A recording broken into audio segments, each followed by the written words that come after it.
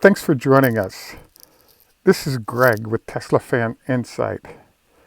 Big news today. Pepsi has begun the process of building a massive new 18-bay charging facility in Charlotte, North Carolina for the Tesla Semi. This is an important facility for many reasons, which is why we've decided to highlight what's happening. Many other companies will soon be building the same infrastructure for their EV semi trucks. If this is your first time, welcome. And if you're a repeat visitor, welcome back. Our show today is set in 3 4-minute segments to explore the new developments on the Tesla Semi moving east. Just a reminder, we want to thank our Patreon supporters and encourage you to join us in order to support more programming like this, and don't forget to subscribe. Let's dive in. Segment 1, insanity. When we first learned about the development of our first reaction was honestly, that's insane for many good reasons.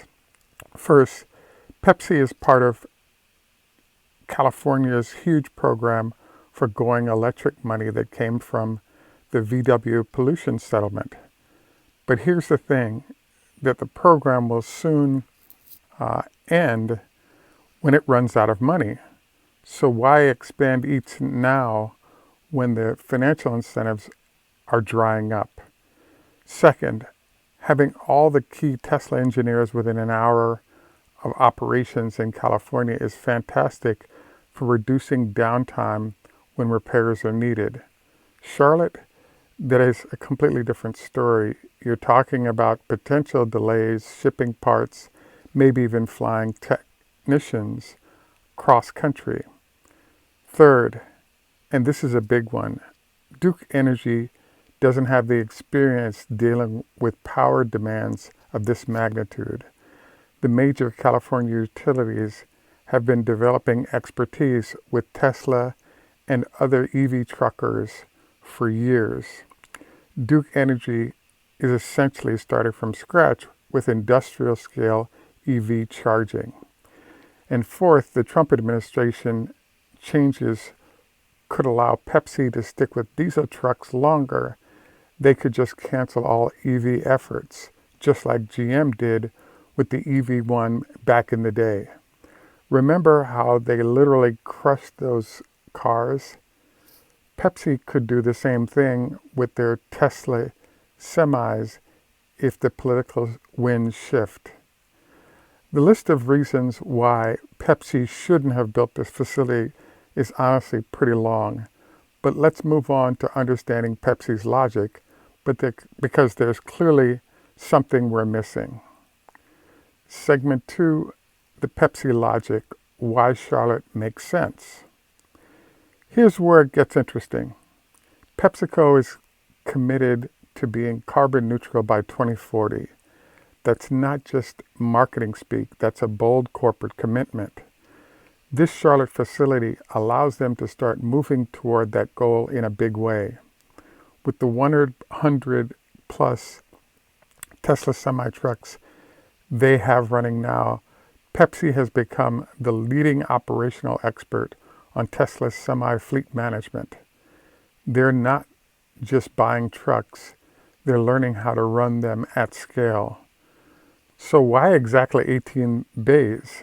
Why not 5 or 10 or some other number? First, Charlotte operation trucks moving products throughout a massive territory. We're talking about South Carolina and even up to the mid-Atlantic states.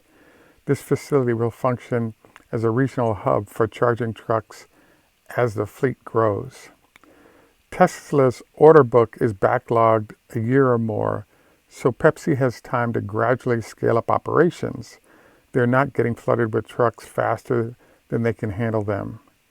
Third, and this is smart operational thinking, the trucks can do 30-minute charging and cycle a decent-sized fleet through efficiently, but allowing more time for charging reduces the chance of burning out solenoids, which can take a couple of days to repair.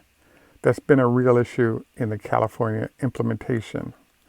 Fourth, there's going to be valuable feedback from operating in moderate temperatures like Charlotte. Battery range performance in different climates is crucial data for fleet management.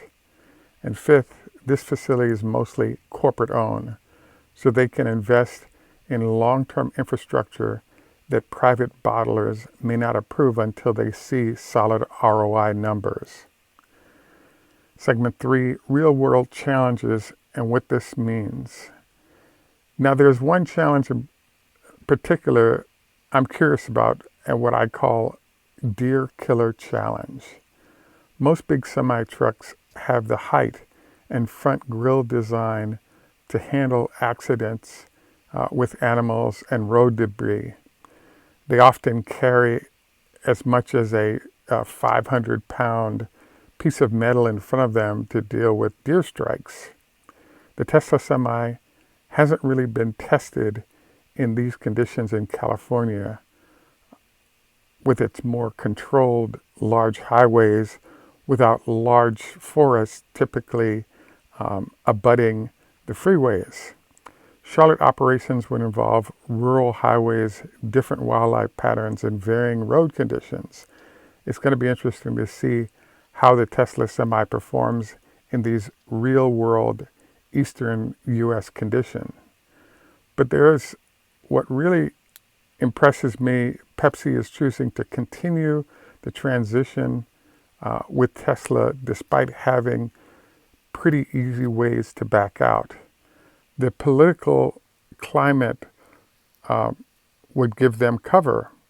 The California's incentives are ending. They could point to infrastructure challenges and say, we tried, but they're not backing out. They're doubling down and expanding east. What does this tell us? The performance they're getting from their Tesla Semi fleet can and will pay for itself. The operational data they're collecting is showing them that this transition makes business sense, not just environmental sense. This is huge for the entire industry. When Pepsi, a major logistic company, commits this kind of capital to EV infrastructure across multiple states, it signals to every other company that electric semi-operations are becoming inevitable. Other major corporations watching this closely, if Pepsi succeeds in Charlotte, we're going to see a wave of similar facilities from other companies. This could be a tipping point where EV semi-adoption accelerates dramatically. We'll definitely be providing updates as details become available. This story is just getting started. Now on to our health tips. Tip number 1, when you're long distance driving, speaking of semis and long routes, if you're doing any long distance driving, remember to stop every 2 hours, get out, stretch, walk around. Your circulation and alertness will thank you. 2, screen break strategy. Watching market developments and Tesla news can mean lots of screen time. Try the Pomodoro technique, 25 minutes of focused reading or analysis, then a 5-minute break looking away from screens. Number 3, corporate stress management. When you're following corporate EV transitions or managing your own business decisions, stress management is key. Try box breathing, inhale for 4 counts, hold for 4, exhale for 4, hold and repeat 4 times. That's our deep look into Tesla's and Pepsi's bold semi-expansion into Charlotte. What do you think? Is this the beginning of a major EV revolution, or is it Pepsi taking too big a risk, moving away from their California advantages? Drop your thoughts in our comments. If this analysis helped you understand the bigger logistics picture, hit the like button and subscribe for more Tesla and EV industry updates. Thanks for watching. Tesla Fan Insight, this is Greg. We'll see you in the next one.